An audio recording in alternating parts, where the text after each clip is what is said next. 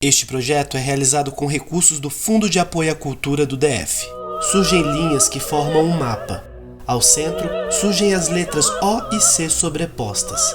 Embaixo, o título Ópera na Cidade. No Estalo Estúdio, Pedro acerta a posição do microfone, Xavier a posição da câmera. Maestro Matheus entra, senta-se na cadeira ao centro e prepara-se para falar. A música, segundo a definição da pesquisadora Maura Pena, é uma forma de arte que tem como material básico o som inserido em um contexto histórico-cultural específico. Para a pesquisadora, a música como linguagem não se caracteriza como linguagem universal. Pode ser que seja um fenômeno universal, porém difere em cada cultura em que se desenvolve. Se a música fosse uma linguagem universal, seria sempre significativa para qualquer pessoa. Isto é, qualquer música seria significativa para qualquer pessoa, independentemente da cultura. E desse modo, a estranheza em relação à música do outro não existiria. O pesquisador Ian Cross, por sua vez, argumenta que a música pode ser definida como atividade humana, temporalmente padronizada em âmbito individual e social, envolvendo a produção e percepção de sons sem referencial consensual fixo. Sintetizando essas definições, a música é entendida, então, como a organização de sons para serem ouvidos em uma perspectiva socialmente construída. Ana Cansado tocando viola. Ela tem cabelo preto, liso acima dos ombros. Surge o título Por Dentro da Orquestra. Olá, eu sou Ana Cansado, violista e integrante do Grupo Jacarandá. No bloco Por Dentro da Orquestra de hoje, conheceremos a Gislene Barros e o seu instrumento, a trompa. Gislene Barros tocando trompa. Ela tem cabelo liso, vermelho e acima dos ombros. Olá, eu me chamo Gislene Barros, sou aqui de Brasília. O meu início na música foi aos 22 anos. Faz algum tempinho assim, mas nem tanto assim porque eu estou com 38. Então, eu não comecei como a maioria começa, que é sempre muito jovem, muito cedo. Eu entrei no âmbito da música por conta do segmento cristão. Sempre toquei em orquestra de igreja, banda de igreja. Me vi interessada por causa de alguns grupos cristãos e descobri o instrumento através de um grupo específico. E através disso eu fui conhecendo, fui me apaixonando pela trompa e virou um amor desenfreado. Após isso eu comecei a descobrir que a trompa, além de fazer parte desse segmento, que é mais nichado, eu consegui ouvir obras maravilhosas através de Mozart, Beethoven, Bach e as obras de trilhas sonoras que são as que eu mais amo e admiro, que são maravilhosas, principalmente John Williams, eu sou fã daquele cara porque eu tenho certeza que ele gosta muito de trompa, porque tudo que ele faz para trompa é sensacional. Então eu adoro ouvir trilhas sonoras de música por conta de toda a parte de banda, orquestras que faz. Senhor dos Anéis, Star Wars, Harry Potter. Então eu sou muito segmentada para esse ramo. Nunca pensei em me profissionalizar na música, sempre me considerei uma musicista amadora, mas a música sempre me chamou. Eu fiquei 6 anos trabalhando na área militar como musicista do Exército Brasileiro, na banda marcial, aqui em Brasília. Foi uma experiência diferenciada na minha vida, onde eu pude entender um pouco mais esse cenário musical, conheci algumas pessoas fantásticas também, musicalmente falando. Estudei na Escola de Música de Brasília, fiz todo o curso básico, fiquei durante algum tempo no curso técnico, saí por conta do Exército, que eu não estava conseguindo me dedicar como eu gostaria, mas é uma área que sempre me abordou de uma forma muito gigante. Eu não consigo me desvincular. Eu sou apaixonada pela música, pela trompa, por tudo que fala dessa área, eu sou apaixonada. Então, eu sempre vou me desafiando em novas coisas. Pretendo voltar para a escola, porque eu gosto muito de tocar. Toquei nas bandas da escola, muitos anos na banda da escola de música. Participei de alguns eventos de lá, curso de verão. Estou terminando a licenciatura em música também. Então, acaba que eu não quis, mas a música me quis. Eu toco esse instrumento aqui maravilhoso, com design diferenciado, lindíssimo, por sinal, chamado trompa. E ele veio de uma época bem antiga, bem remota. A trompa, ela começou como um chifre mesmo. Ela foi usada muito em rituais religiosos, em cultos religiosos e também para as caçadas. Então ela vem, a gente chama de horn, né, em inglês, porque ela vem de chifre mesmo, essa é a palavra. Se nós desenrolarmos todas essas voltinhas que nós temos aqui nela, ela dá mais ou menos uns 3 metros por aí. Então é um instrumento um pouquinho grande. Nós temos aqui as chaves, né? A chave, 3 chaves aqui, mais uma da afinação, porque a minha trompa é afinada em Fá e Si bemol. Temos aqui as bombas, o tudel, o meu bocal, e aqui eu tenho a minha campana. Nós temos alguns tipos de trompa, tem a trompa rosqueável e a trompa não rosqueável. A minha, no caso, não é rosqueável, eu não consigo retirar essa campana, ela é fixa no meu instrumento. Ela tem uma extensão geralmente de 4/8, né? Ela vai chegar a 4/8 e é um instrumento muito utilizado em vários momentos na música. Nós temos obras maravilhosas de Mozart, Gustav Mahler, Tchaikovsky. Então, é um instrumento muito utilizado por esses autores, né? E também muito utilizados em trilhas sonoras de filme. Nós temos vários solos de trompa em Star Wars, Harry Potter, Senhor dos Anéis. Então, a trompa, ela trabalha com muita diversidade. O som dela, a tessitura dela de som é um som aveludado, um som que quase se assemelha ao som da voz humana. Então, eu posso dizer que esse instrumento é um instrumento divino. Eu gosto de dizer que ele é um instrumento divino. E é um instrumento também que compõe as orquestras, compõe bandas, é muito trabalhado em quintetos, quartetos. Ele é considerado um instrumento de metal, mas também ali próximo aos instrumentos de madeira. Ele também compõe alguns grupos de madeira por causa da origem dele, né? Que é uma origem da origem de um chifre. Então, essa é a trompa, com todas as suas particularidades.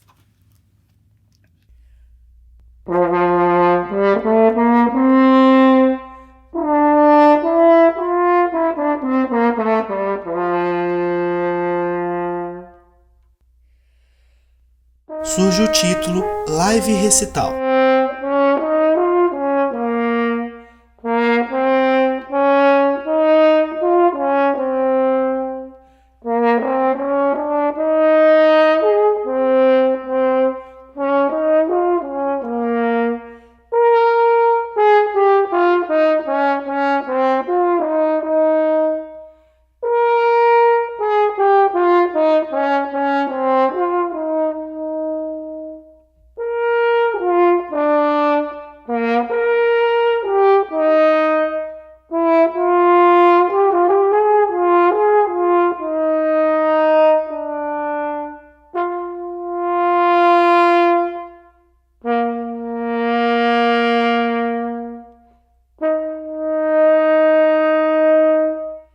Eu vou tocar agora um trechinho de Star Wars, o tema da força, que foi composta por John Williams.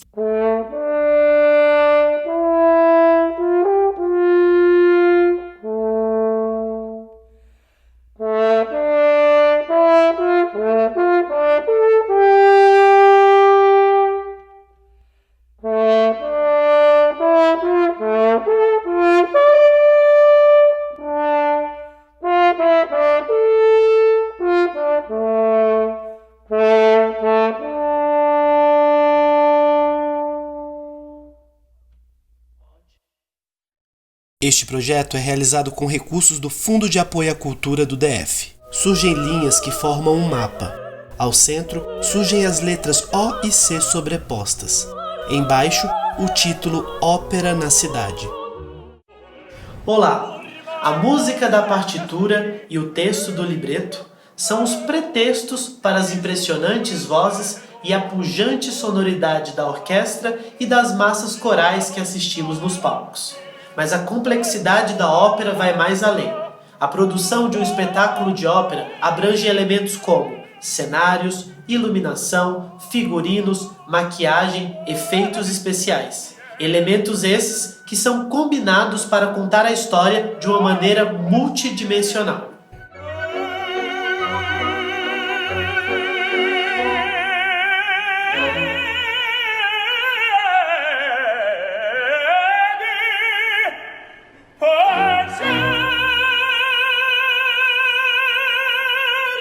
Neste episódio, teremos o prazer de contar com a participação de 3 importantes profissionais da ópera no Brasil.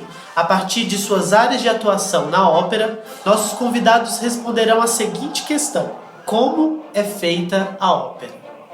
Do ponto de vista da direção musical, responde o maestro Gabriel Reis Quirato. Na minha opinião, é como montar um grande quebra-cabeça. Cada pecinha desse quebra-cabeça, mesmo antes do primeiro dia de ensaio, já está se preparando isoladamente na sua casa. Então, os cantores solistas já estão aprendendo e memorizando seus papéis. O coro ensaiando com o maestro do coro, o maestro estudando a parte musical de todos os elementos da ópera, o diretor de cena estudando a cena, pianista aprendendo a ópera toda ao piano e assim por diante. Idealmente, no primeiro dia de ensaio, a gente costuma fazer aquilo que chama de ensaio de sala. É um ensaio musical, com o pianista fazendo a parte da orquestra, o maestro, os cantores e eventualmente também o coro. É um ensaio para todo mundo se conhecer, digamos, musicalmente. Em seguida vem os ensaios de cena, onde música e cena, trecho a trecho da ópera, são conectados.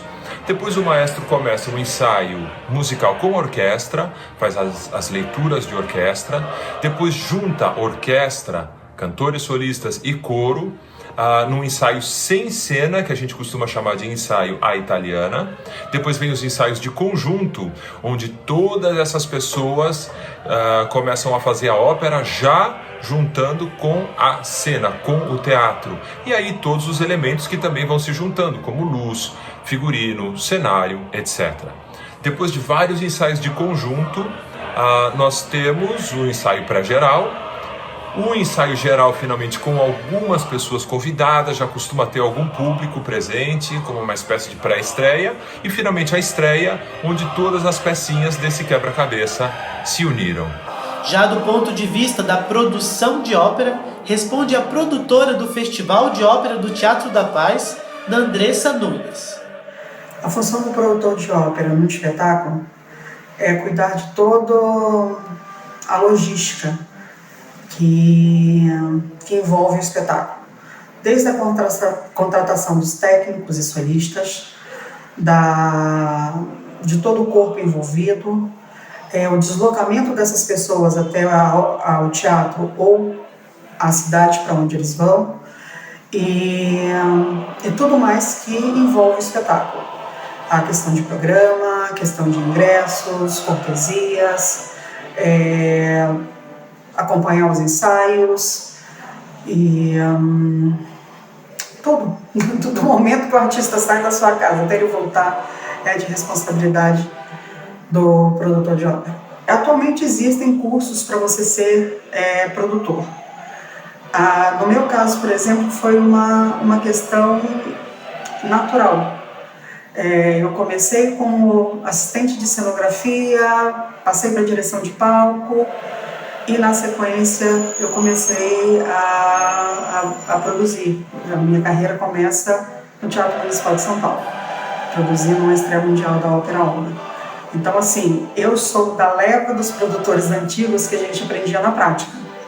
Então, o nosso fazer não é acadêmico, é um fazer na prática. E, no meu caso, eu consigo ter esse destaque por ter começado por áreas menores.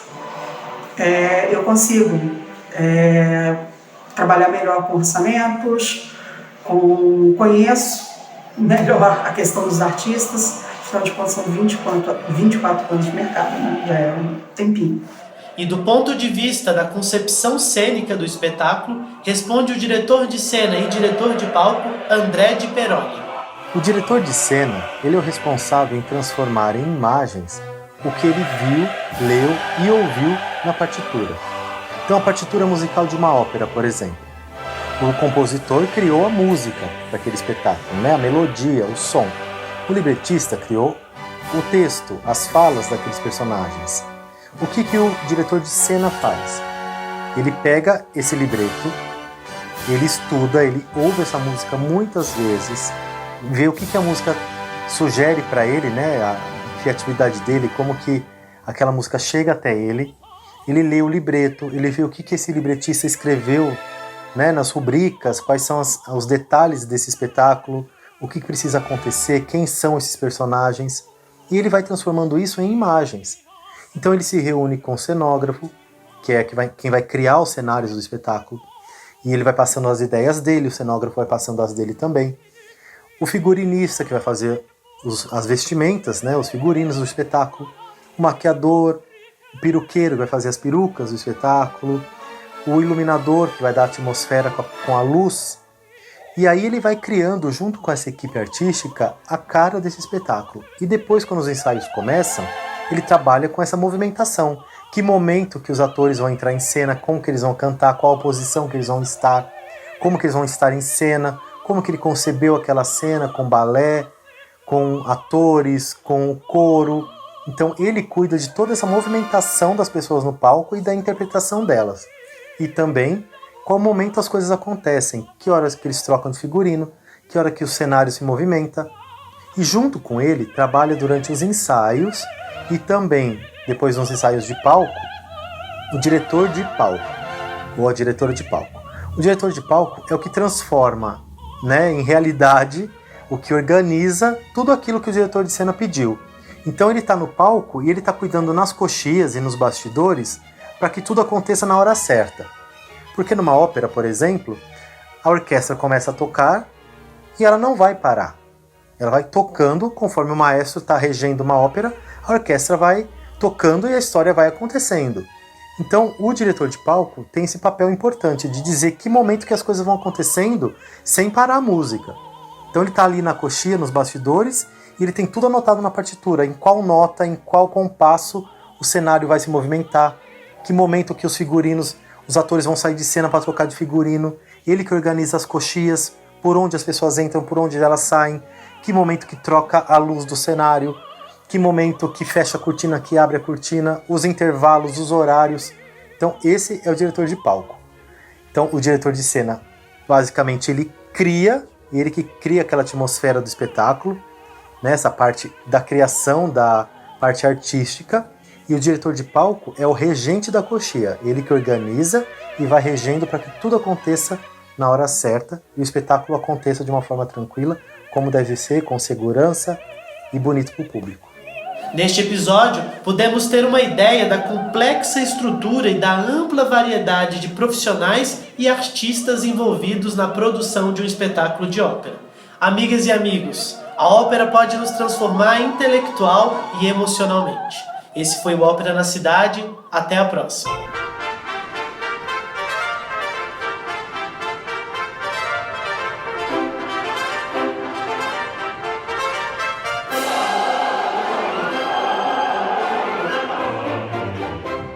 Direção, roteiro, apresentação e produção geral, Maestro Matheus Áviles de Souza. Apresentação, Ana Cansado, viola. Apresentando, Monique dos Anjos, violino. Juliana Santos, fagote. Milena Brito, harpa. Liliane Santos, trombone. Jamile Cordeiro, violoncelo. Tainá Nóbrega, trompete. Maria Silva, flauta. Gislene Barros, trompa.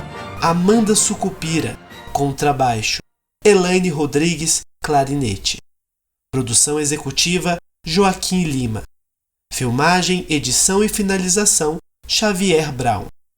Gravação, mixagem e masterização, Pedro Menezes, Estalo Estúdio. Concepção visual, Gabriel Guirá. Design gráfico, Manuela Leite. Intérprete de Libras, Tatiana Elizabeth. Consultoria de audiodescrição, Lupe Leal. Legendagem, Joaquim Lima. Pesquisa de imagem e vídeo, Joaquim Lima, Maestro Matheus Áviles de Souza. Apoio, Estalo Estúdio, Acervo Café, Teatro Nacional Cláudio Santoro. Este projeto é realizado com recursos do Fundo de Apoio à Cultura do Distrito Federal, Secretaria de Cultura e Economia Criativa, Governo do Distrito Federal.